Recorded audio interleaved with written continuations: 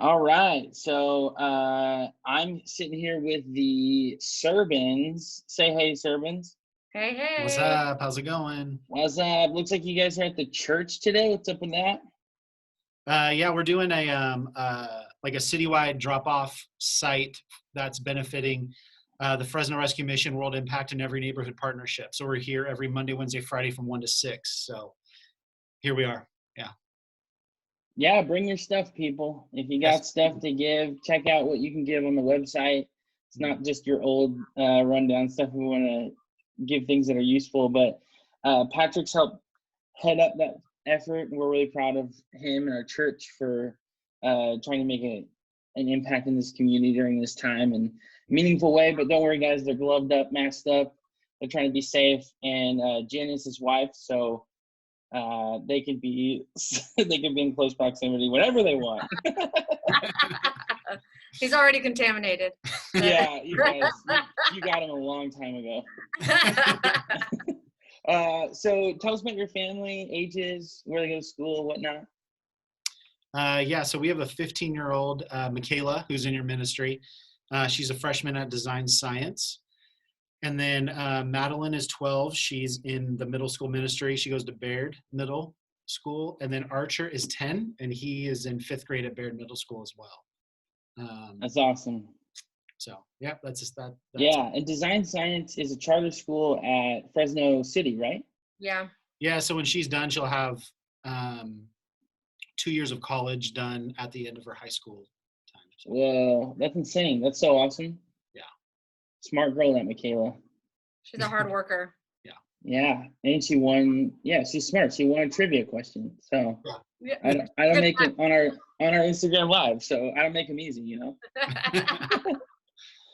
So can you guys just give us good, bad, and ugly, sort of what this time has been like for you guys with COVID and having to shelter in place in your home? And I love you guys' family dynamic, but not everyone gets sick of everyone sometimes. But just what has been good, what's been hard, and everything. Yeah, so it's interesting being that everybody is dealing with this right now. So it's not unique to us or unique to the church, but everybody's dealing with it. That's been one of the easiest things for our kids to kind of deal with this, is knowing that all of their friends are dealing with it as well. For me, I've really cherished this time because it just means more time that we have together as a family.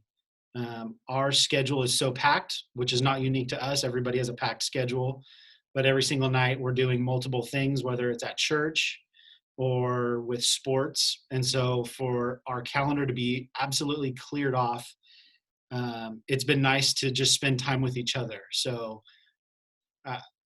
one of the things that we talk about and we talk about with our kids is we want this to be a time where they remember this not as a stressful time in their lives, but as just like a moment where they got to have like a 5-month summer break or something like that. So there has been some stressful times. By and large, it's been really fun. So yeah, we've really been trying to just help them realize like we're not in control.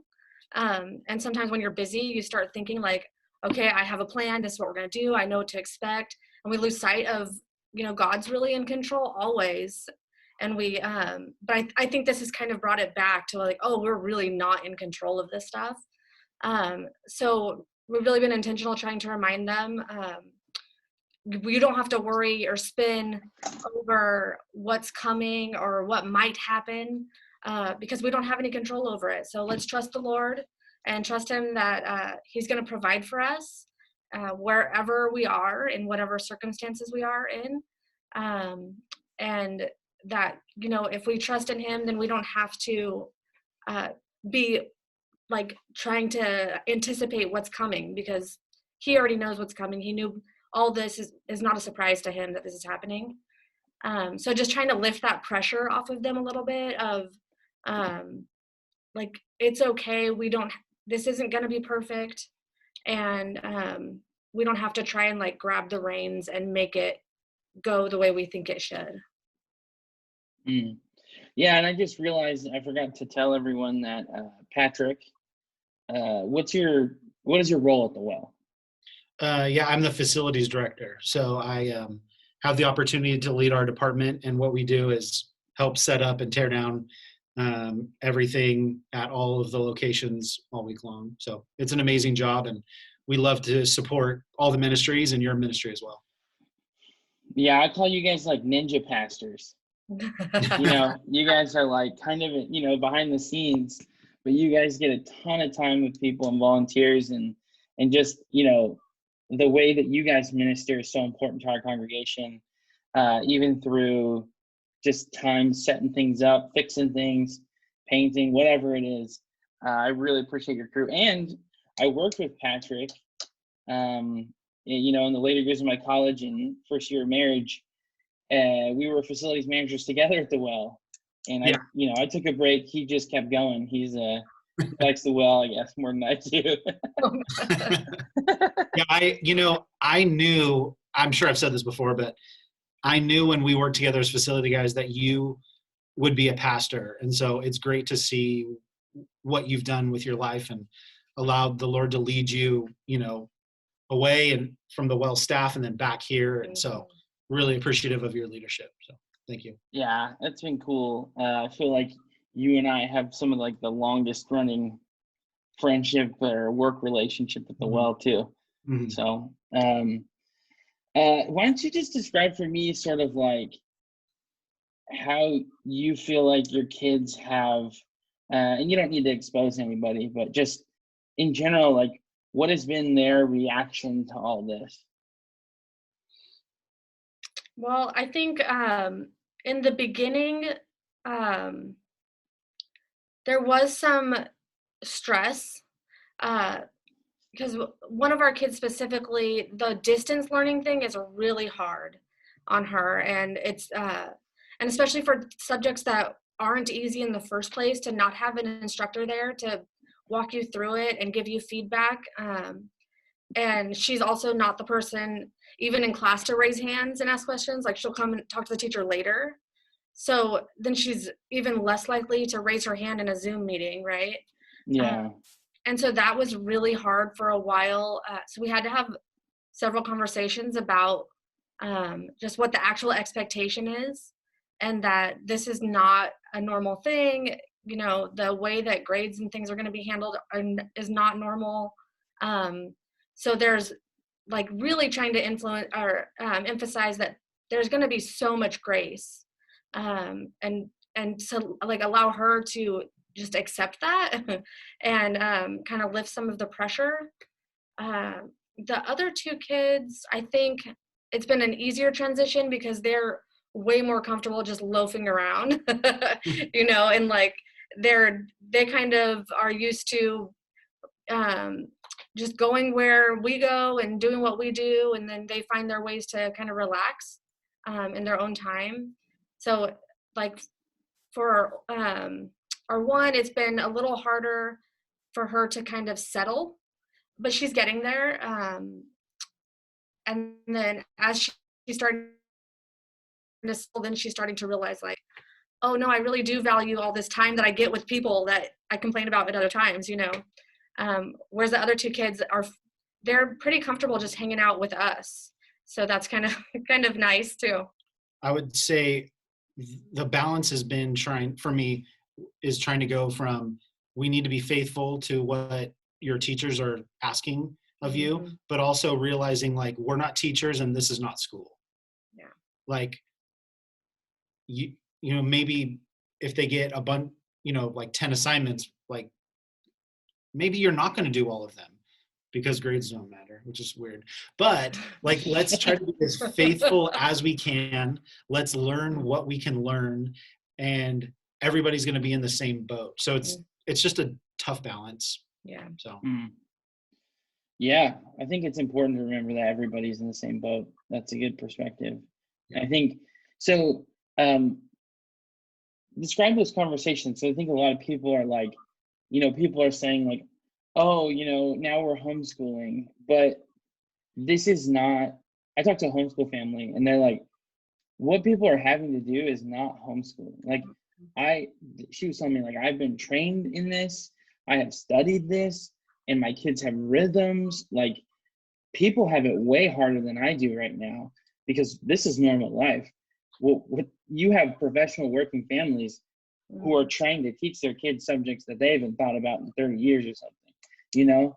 So tell me, like, sort of, can you describe for me, at least, you said you had those conversations. What is that conversation like? And what do you feel like are some helpful things you return to, even in your language or rhythm and talking to them and reminding them? Well, what we don't do is like set up the whiteboard and like the infographics on the wall, and like we do have a schedule for them, but we're not like, okay, this is school time and you're going to learn all this stuff. But like, for instance, last night, I took our girls on a walk, and my son, who's just loafing around, is like, I don't want to go. And so I go to Jen, I'm like, hey babe, can you talk to him about some schooling stuff? So, cause he thinks he's just going to get to hang out at the house and watch Parks and Rec or whatever. So we leave, we go for a couple mile walk, and then how did that go? So for our kids, they were able to get laptops from the school, which is great because we didn't have enough for everybody, especially if they're doing things at the same time. And so I had him go grab his new laptop. I'm like, is it all set up? Because I don't know what I'm doing. So he came and sat down next to me, and I just said, okay, I want you to pull up where you would find your assignments and pick like 2 things that you'll plan on doing tomorrow. And like, so he got to look through and pick what interests him, or what kinds of things he wanted. And he picked 2 things from social studies. And one was like, how will this affect Easter? I'm like, okay, well, that's going to be helpful, right? Because it already passed. But just giving them the space to kind of spend time on the things that they're interested in as a way to foster them actually spending the time to do it. And then maybe once they're used to it and have like more of a recognizable routine of doing school, then they might be more willing to do subjects that they're not really into. You know, I kind of mentioned this before, but not wanting this to be a stressful time. I don't think our kids, when they're 25, are going to look back and remember the assignments and whatnot. They'll remember getting a computer from their school because that's fun, but they're going to remember whether or not we like freaked out on them to like do a book report, or even how we handled ourselves and are trying to lead them.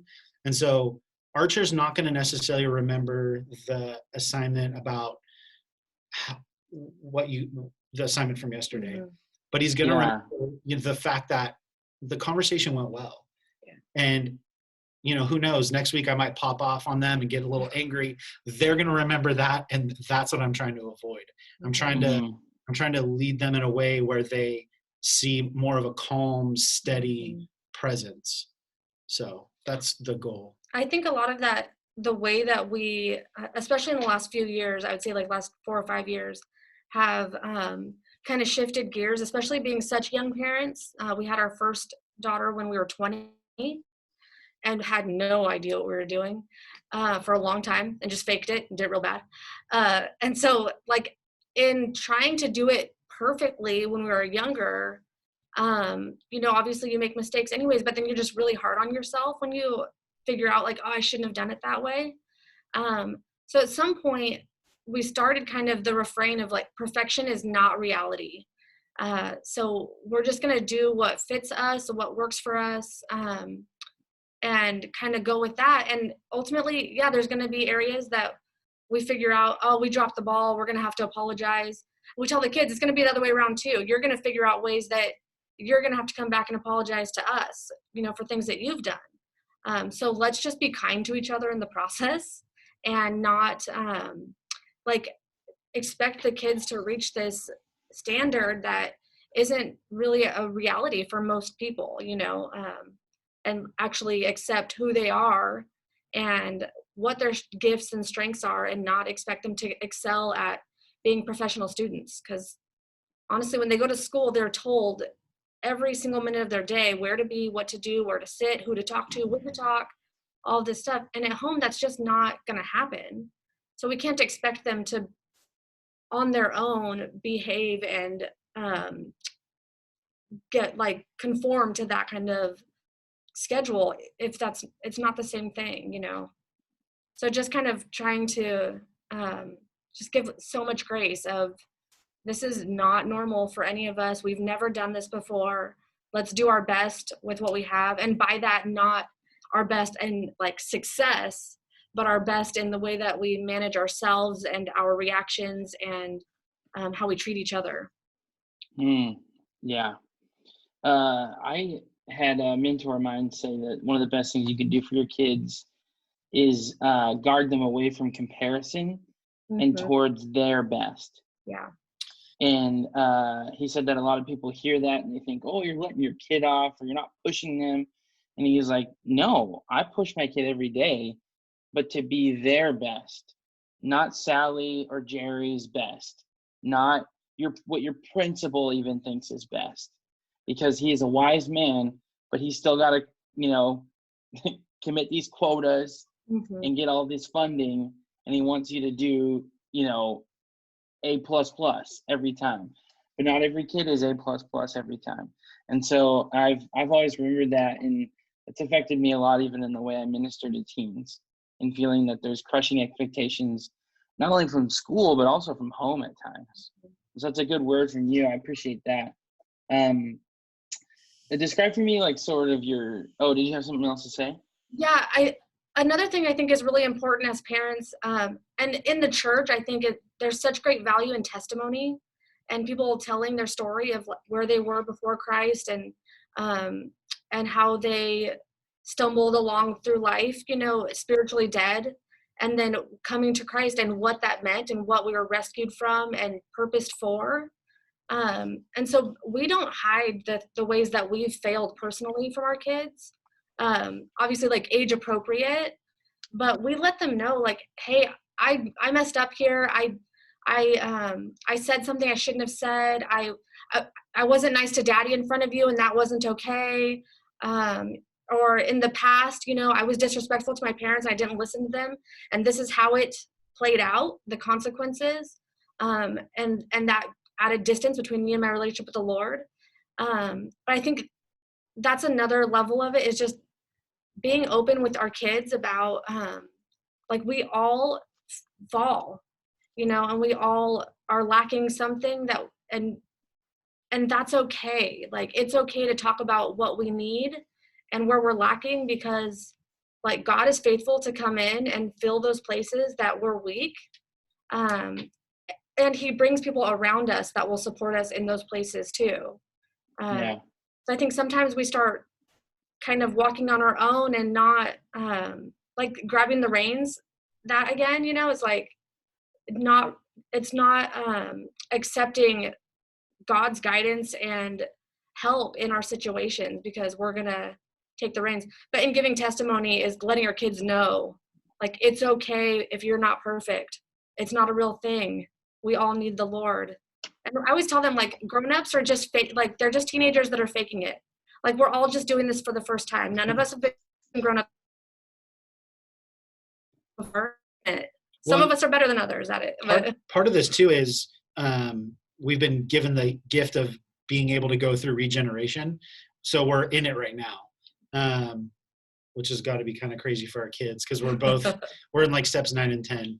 And so that's really helped us in this journey as well. Yeah. Well, kind of along those lines, I was going to ask, you know, what's this time been like for your marriage? Yeah. I think it's been really good. Part of it is because like we're best friends to begin with. And so we really enjoy each other's company. And so what I wouldn't give to have more time with my wife, like, you know, like I said before, our schedules have been cleared. So now we have a lot more time. And so it's been awesome. Yeah. And we just like already play a lot. So like that's already a rhythm for us, is like the lightheartedness. And so in trying to kind of lift the pressure of all of this, like we've just leaned really hard into that. Like, let's play, let's have a good time together. And and then also taking time for the two of us to kind of pull away and just get our time alone so that we can be filled up to be with the kids and not be expecting from them what we should be finding in each other. That's great. Yeah. Do you guys have sort of like any technology restrictions, or like how, because a lot of people are in this time, they're like, I mean, my kids is home all day, like, how do I keep them from playing video games 100 hours a day, or insert sort of thing that student likes to do. But so what has that been like for you guys? What have those conversations been like for you and your kids, and how do you guys manage that? So yeah, this is again a battle we're all fighting. So historically we have very limited, like the kids don't do social media at all. And you've seen that when you guys are on Instagram, like they're on our Instagram, which they're real thrilled about that. And it's even like, so that conversation is happening more. And we don't discourage them asking, when can I go on this? And so we'll talk about it. And like, when do you have like this age or this ability? Not for social media. No, we haven't. It's kind of been like when we think that you're ready, when we think it's okay, or we can make safety precautions, then we will. But we were just talking to Michaela the other day about like the main reason why we're not doing it is not because we don't trust her or we don't think she's smart enough, or it's not anything like that. It's that there are things out there that they'll see that they can never unsee. And we all know as adults, like just hearing that sentence, something specific will come to mind that you think, oh, I wish I could have not seen that, right? So we talked to them about that, and how those images affect your heart, and affect your relationships and how you relate to the Lord, because now there's this distance, right? But there's also a really big, the big drawback for me is the comparison. Is like you have so many opportunities to look at what everyone else is doing and determine that what you're doing is less, or how you are, or how you're being is less. And that's like, we already do that naturally. We don't need to add fuel to the fire. When brains are not fully developed to be able to think outside of my own scope, right?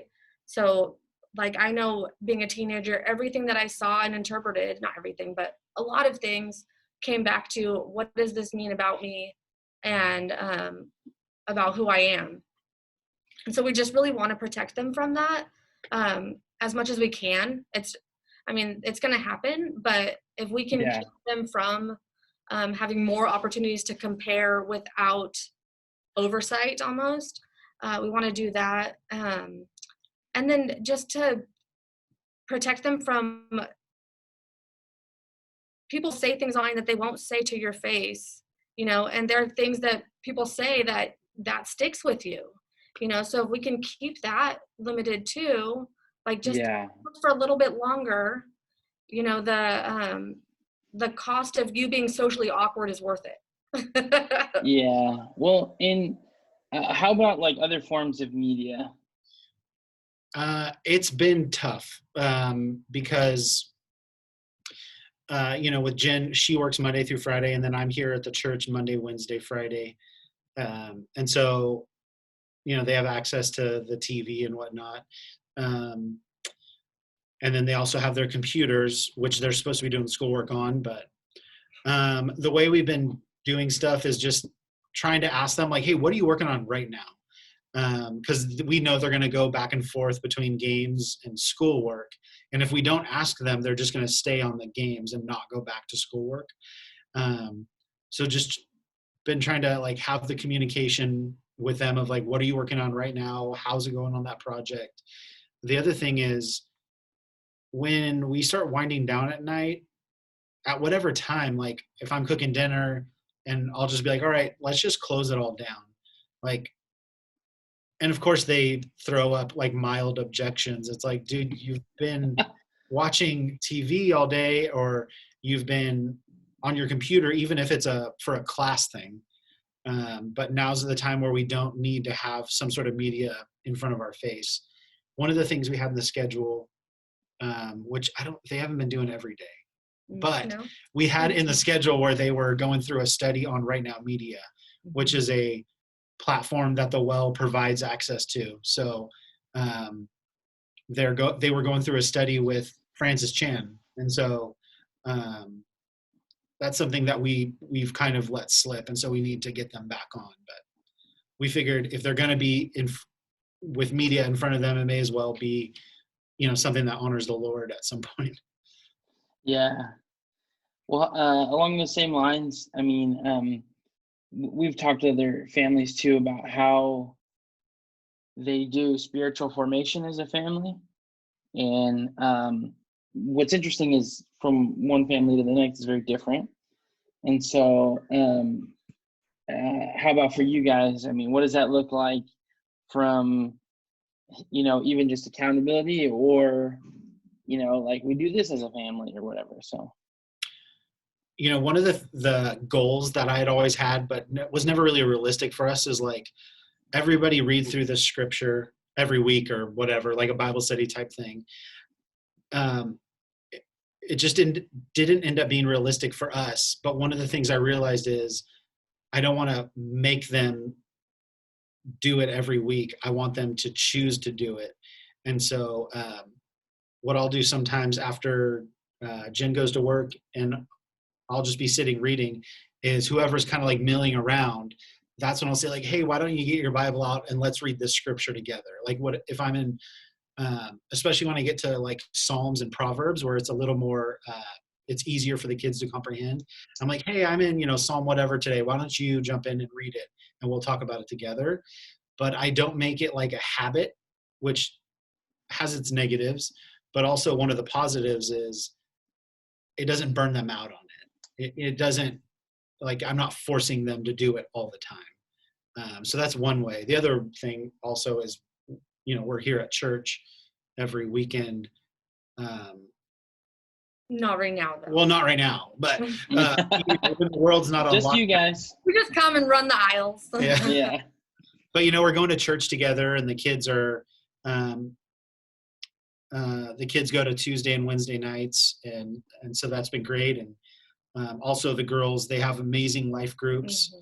They have amazing life group leaders. Bryn in middle school, and Dalen in middle school. Beth and Stephanie in high school are absolutely amazing.